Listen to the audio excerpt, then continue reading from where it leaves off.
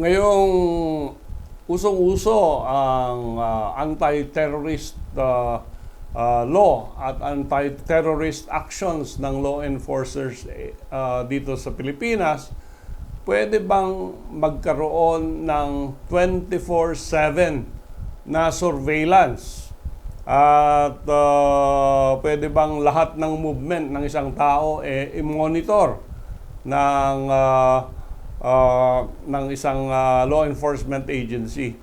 And sa isang desisyon ni Associate Justice Singh, sinabi ng Korte Suprema na unconstitutional yung pag-surveillance ng isang tao ng 24/7.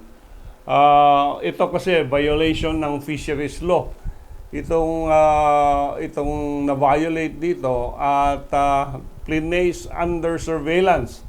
So dito sa desisyon ng Supreme Court, iginiit nila na ang tuloy-tuloy ng pag-monitor ng law enforcement agency ay naglalabag sa karapatan ng isang tao at naglalantad din ng kanilang trade secrets sa negosyo at nagkakait sa kanila ng pantay na proteksyon ng batas dahil tanging mga komersyal na sasakyan at sasakyang pangingisda lang ang inuutusan na sumunod dito. Dito kasi yung fisheries law, sinasabing pwedeng mag-surveillance ang law enforcement 24 hours.